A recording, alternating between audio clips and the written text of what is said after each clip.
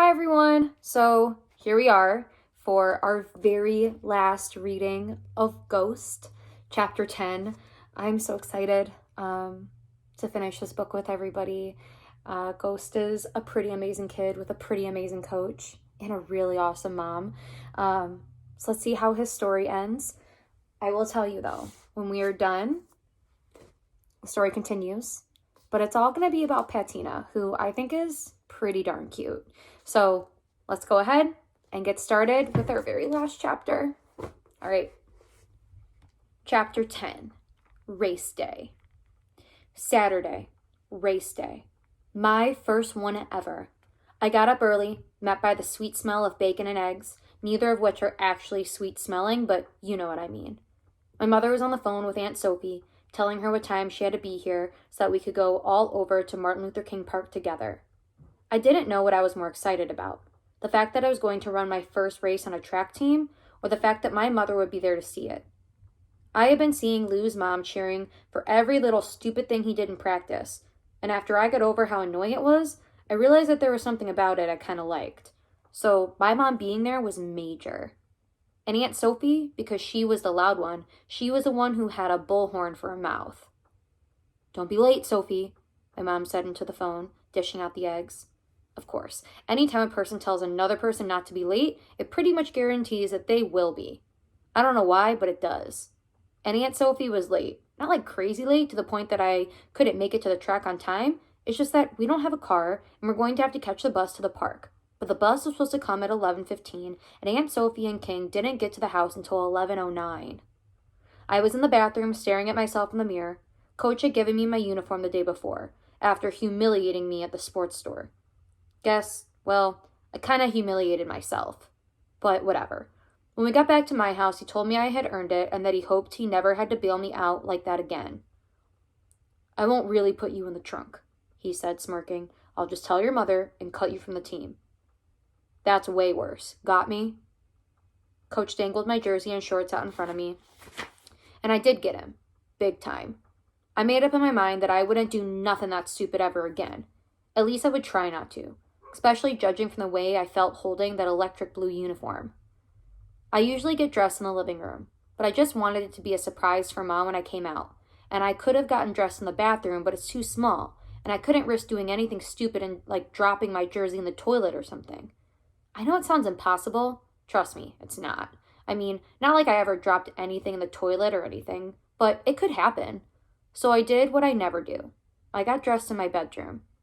I stood in the middle of the room with the door wide open and pulled my shorts on, then my jersey. I looked around at the posters of LeBron on the wall from when he played for Cleveland the first time. My bed, the same cover, same pillow, same everything as that night. I sat on it, my body sinking into the mattress almost like it was wrapping itself around me, hugging me, like it missed me. And if the door wasn't open, I couldn't see straight down the hall to the living room. I might have freaked out, but I didn't lose it. I just took a deep breath and let the flashes of that night come over me. My mother, flash. The covers being yanked off me, flash. The hallway, flash. The gun, flash. Then I looked down at the floor, flash. My silver bullets, waiting for me. I unlaced them, slipped my feet in, then relaced them tight. And just like that, I felt different. I was a defender. My mother had even given me a fresh haircut the night before just for this day. And I hit the bathroom to brush it and see if maybe a few waves were popping out, or at least make sure it wasn't one of her jacked up cuts. Thankfully, she got it close to perfect. Almost no patches. While primping in the mirror, I heard Aunt Sophie come in. She was hollering about how they were late because she had to make a sign to hold up when I was running. "Castle," my mother called from the living room. "They here, let's go." I came out of the bathroom, my mother almost hit the floor. She put her hand over her mouth, which I only ever saw her do when somebody on one of those movies said something corny about not wanting to live without the other person and then they'd kiss. "Look at you," Ma said, hugging my neck, her eyes instantly wetting. "You look like a champion." "You look like a superhero," King said. "I'ma call you Running Man." "Yeah, like the dance?" Aunt Sophie asked. "What dance?" I replied, totally confused. "Doesn't matter," my mother cut in. Now back to business. She grabbed her purse. "We gotta go." We went dashing down the block towards the bus stop, only to see the bus pulling off just before we got there. No! Ma shouted, turning towards me. I could tell she wanted to cuss, but she didn't. She just bit her lip, then looked at me and said, "I'm so sorry, baby." But it was okay. I had walked it so many times, and I knew that it was only like a 15-minute trek. With all the stops that the bus is going to have to make along the way, we could probably get there quicker if we walked anyway. So I told them to follow me, as I took the short way for once. Imagine it. My mother in yellow pants with flowers all over them, not scrubs, and lipstick and red cheek stuff on her face, and my aunt with jeans and sneakers with a bright pink t-shirt and a baseball cap, and my cousin King, dressed in shorts and a tank top and the same shoes as my beat-up ones, holding a green neon sign. Imagine the three of them, following behind me, Castle Cranshaw, dressed in an electric blue track uniform, the Defender. We walked past the fish market, the wig shop, and everything sports, before I realized I had to make one quick stop, Mr. Charles's store. Luckily, it sits right in the middle of everything. At least it seems like it does. Like I can always get it no matter where I am in the city. I think maybe that was Mr. Charles's plan. He's smart like that, and I could see it even if his family don't. He's the smartest person with the store in the whole city, and maybe even the world. That's what I think. When we got there, I told Ma and Aunt Sophie and King to give me a second. "Just need to get something," I explained. I pushed the door open, and there Mr. Charles was, standing behind the counter as usual, staring at his television. "Castle, how are you, my friend?" Mr. Charles holding his hand out. "What's with the get-up?" "This is my track uniform. The Defenders," I explained, pointing to the gold word printed across my chest. "Who?" Mr. Charles leaned in so he could hear me. "The Defenders," I said louder. "The track team I told you about. Today's my first race, and I just wanted you to see me." There was no way I could hide the excitement in my voice. "Ah," Mr. Charles flashed a huge smile. He grabbed a bag of sunflower seeds off the wall. "Then take these for good luck. Pretend they're power pills," he said, which I thought was funny because for me, they kind of were, at least in my head. "Thanks, Mr. Charles. I'll tell you how it goes," I said, reaching out for his hand. Yes, please do, son," he practically shouted, squeezing my hand. "Now get out of here. You can't be great if you're late." After 4 or 5 minutes, my mother, my aunt, and my cousin and me came up on the park. I was used to seeing it sprinkled with only a few parents, mainly Lou's mom and a few others, and us, the runners on the track. But on race day, there were people everywhere. From the street, you could hear the buzz of the crowd and the sounds of whistles, and you can see snack vendors in all different colored jerseys as Coach had their team stretching and warming up. Once we got closer, I found my squad, that electric blue standing out.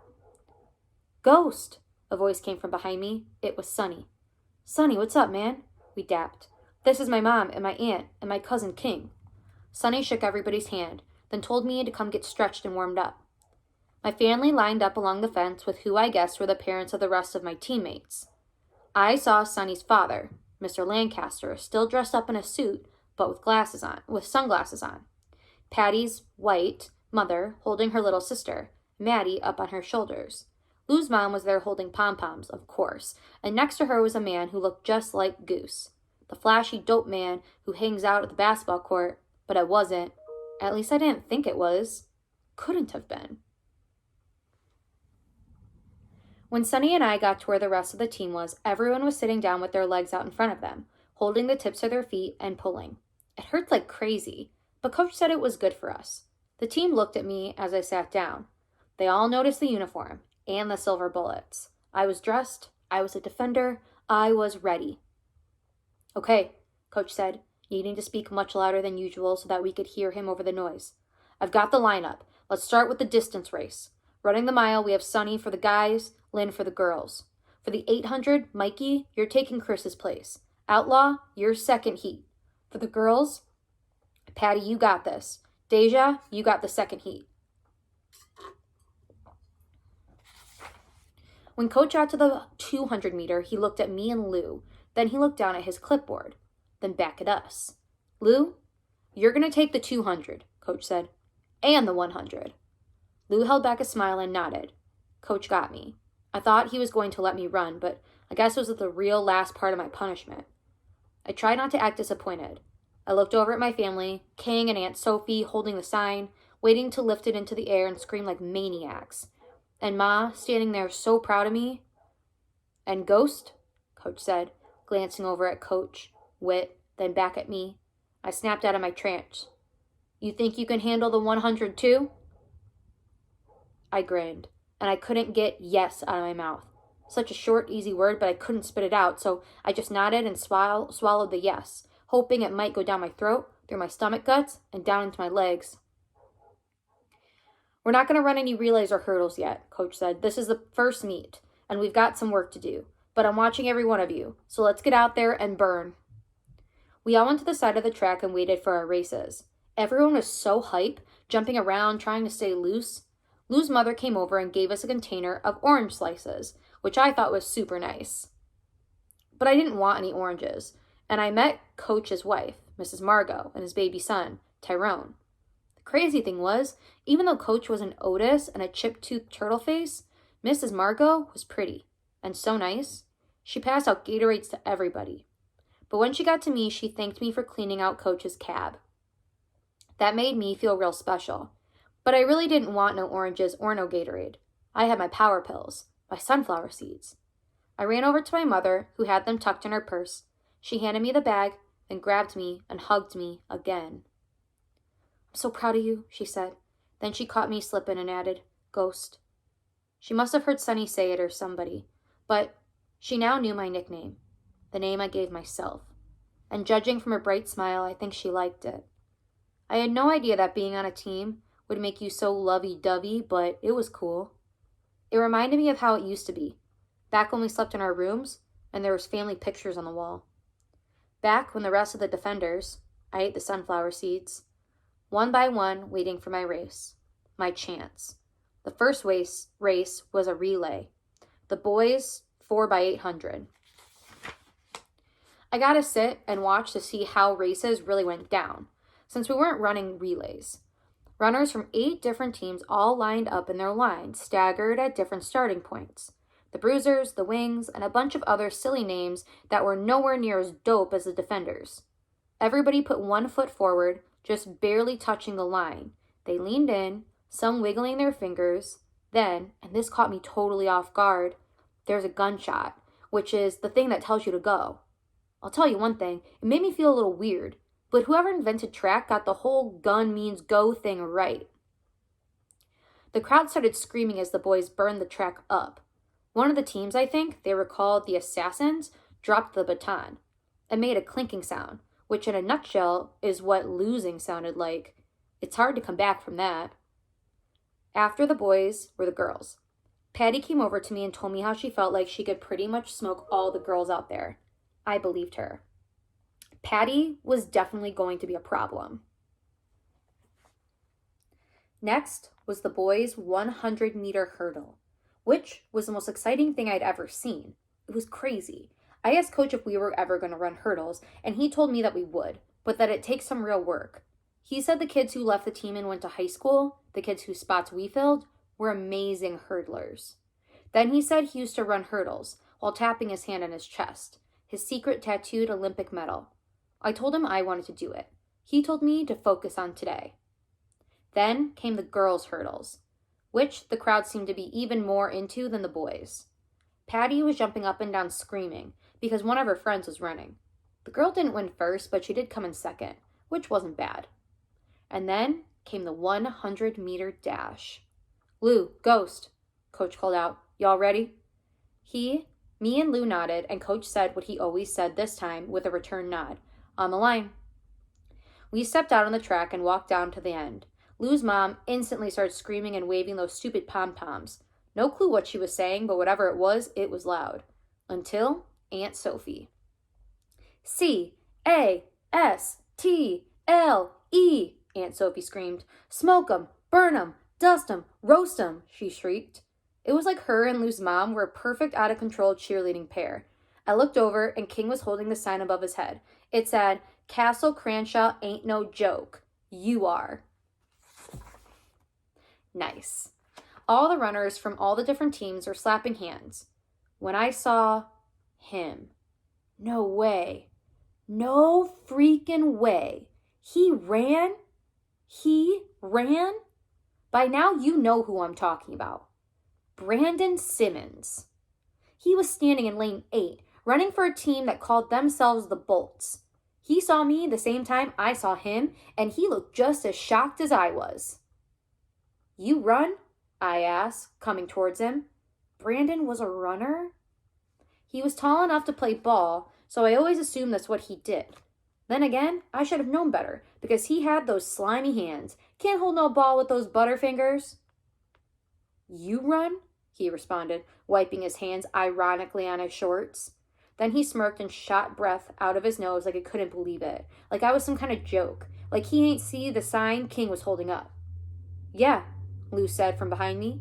He put his hand on my shoulder. He runs real fast, he said, taunting Brandon. Lou pulled me into him, grabbed me by the back of my neck. It's me and you, he said, snapping me out of my Brandon Simmons nightmare state and back into focus. Had I known Brandon was a runner, I would have told Trey and Red to come to the meet, just so they could see me smoke him. Shoot, I might have invited the whole school, even Principal Marshall. Maybe even would have told Shamika to bring that laugh with her for this special occasion. Lou gave me 5, then repeated. It's me, he pointed to himself, and you. He put his finger on my chest. I was in lane 6, and Lou in lane 1. I looked around at the crowd, a smear of people rooting for their friend or son or brother or teammate. Somebody was probably there, even rooting for Brandon. Then I looked over at the side where the defenders were. Coach clapping, a proud grin on his face. Sonny cheering, an orange slice in his mouth, the peel like a bright mouthpiece. And Patty, who by the way had on shiny lip stuff and had her hair greased and slicked straight back, squatted down and stared, almost like she was mind-beaming speed to me. She nodded, I nodded.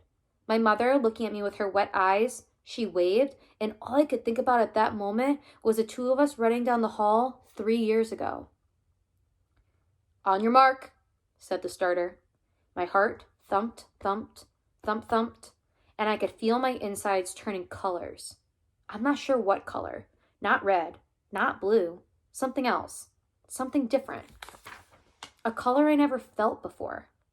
I squatted down, pushed my feet back against the blocks, stretched out my thumbs and index fingers, and placed them on the edge of the white starting line. I rested my weight on my arms, closed my eyes, thought of us running to the door, running for our lives. Get set, said the starter. Butts in the air, the sound of the gun cocking, the sound of the door unlocking, heart pounding. Breathe, breathe, breathe. Silence.